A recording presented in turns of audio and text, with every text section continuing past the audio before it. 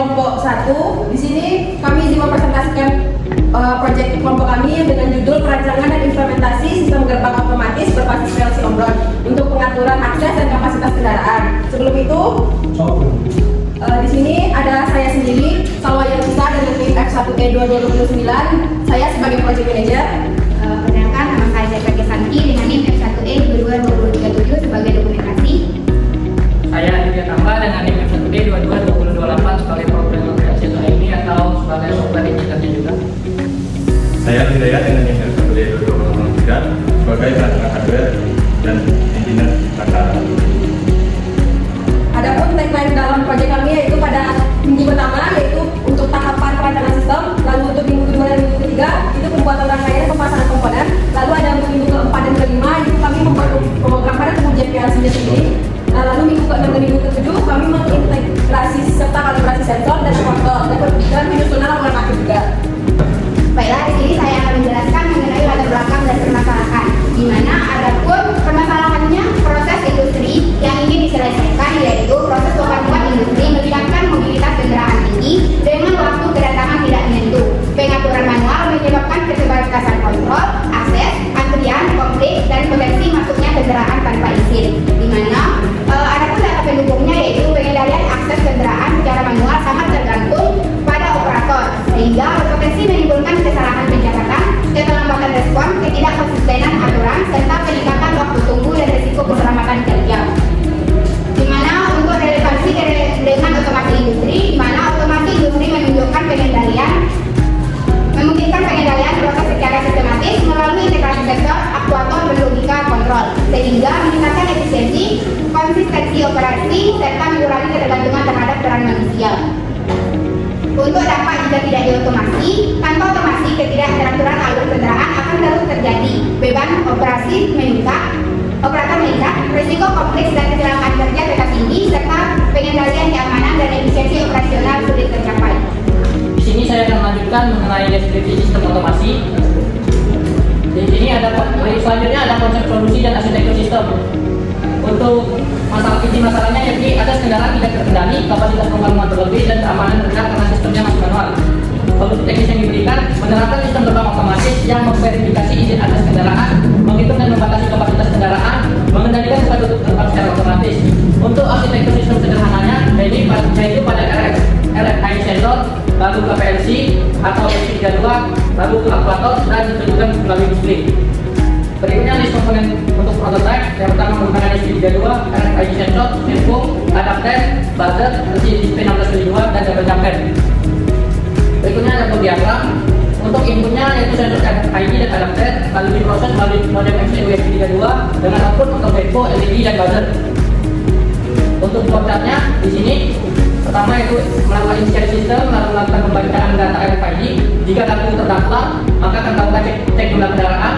Jika tidak, akan membaca kembali dari data RFID. Lalu cek jumlah kendaraan, lalu akan menghitung jumlah kendaraan.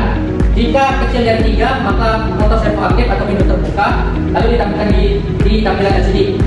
Jika lebih dari 3 atau tidak, yaitu alarm aktif dan akan ditampilkan melalui LCD dan pintu akan tertutup. Berikut untuk rim diagramnya. Selanjutnya di sini ada mockup sistem dari prototipe yang telah kami buat. Berikutnya perencanaan teknis proyek, yaitu ada untuk desain hardware, perancangan dengan diagram, IMP mock atau layarnya, rencana integrasi sensor, lalu daftar kebutuhan alat atau POM. Secara hardware, sistem terdiri dari sensor sebagai input, dan sebagai pusat kendali dan aktuator sebagai output, sensor RFID dan sensor RFID digunakan untuk mendeteksi izin akses dan keberadaan kendaraan. PLC memproses data tersebut dan mengendalikan masuk gerbang, buzzer serta lampu indikator sistem dilengkapi dengan LCD sebagai tampilan status kendaraan dan kapasitas. Berikutnya desain hardware yang kami buat menggunakan software freezing. Berikutnya ada ladder diagram yang mencakup untuk logika dari PLC-nya sendiri. Berikut kami menggunakan desain designer sebelum melakukan membuatnya melalui prototype. Untuk rencana integrasi sensor PLC, di sini digital inputnya atau DI yaitu RFID reader, sensor infrared ultrasoniknya, lalu control unit atau PLC.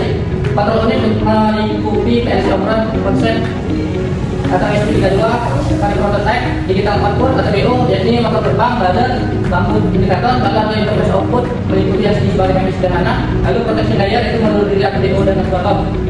Berikutnya adalah kebutuhan alat yang akan digunakan yaitu baterai MCU USB 32, servo, kabel jangkauan, baru KI, LCD 16x2, baterai dan adapter 12 watt dengan total keseluruhan harga yaitu 375.000. Selanjutnya ada proses implementasi dan pembuatan prototipe. Di sini ada dokumentasi dari proses wiring dan assembly untuk percobaan dari rangkaiannya. Lalu ada dokumentasi dari pemrograman PLC dan pembuatan AMI-nya. Pada troubleshooting, evaluasi masalah awal dan rencana perbaikan yaitu sensor ultrasonic diganti dengan RFID dikarenakan sistem membutuhkan reduksi akses bukan sekedar jarak.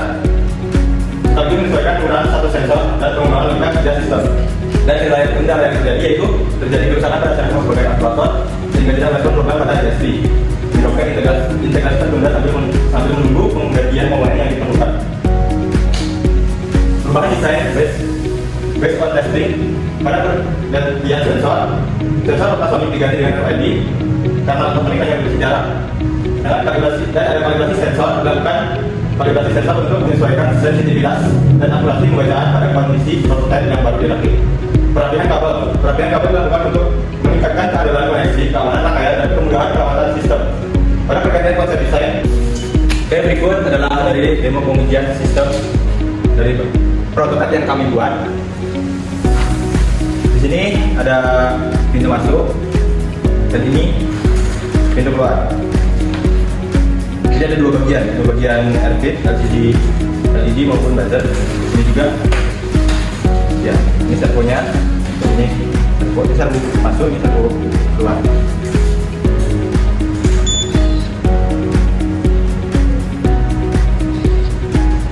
Di sini saya mensimulasikan menggunakan kapasitas dengan 10 maksimal. Jadi logikanya jika si motor maupun mobil masuk ke sini, dia belum keluar ke sini, maka slot ini belum mengurangi jadi penuh. Jadi yang kita penuh, maka akan kita coba lihat sampai 10.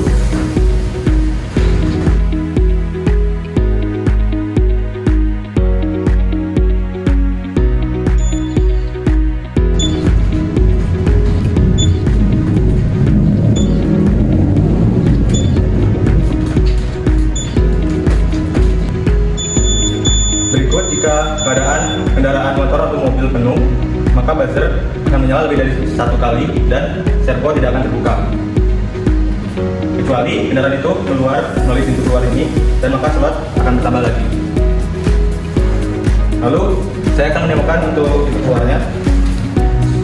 Sebenarnya hampir sama, tetapi di sini untuk pengurangan slot, jadi kayak untuk nambah slot di kapasitas parkiran itu tersendiri. Maka di sini jika terlihat ada tersisa 0 slot, maka jika dibuka pintu keluarnya,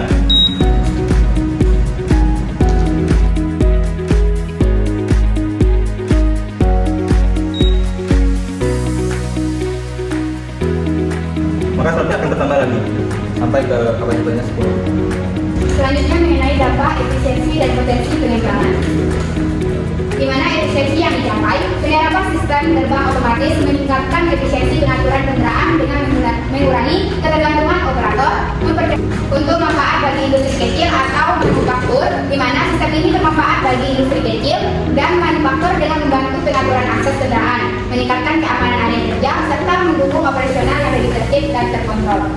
Dan untuk potensi integrasi lanjut, di mana sistem berpotensi dikembangkan dengan integrasi IoT, base dashboard atau SCADA untuk monitoring jarak jauh, pencatatan data operasional, serta mendukung konsep smart factory secara bertahap. Baiklah, selanjutnya untuk rencana versi 2.0. Di sini untuk masa depan kecerdasan buatan atau AI diperkirakan akan mengalami inovasi yang semakin kompleks dan ekstentif di berbagai disiplin ilmu. AI diperkirakan akan memainkan peran yang lebih besar dalam otomasi industri, meningkatkan efisiensi di industri manufaktur, transportasi, dan layanan kesehatan. Sekian presentasi dari kelompok kami. Bila ada kata yang salah, saya mohon maaf. Saya akhiri. Assalamualaikum.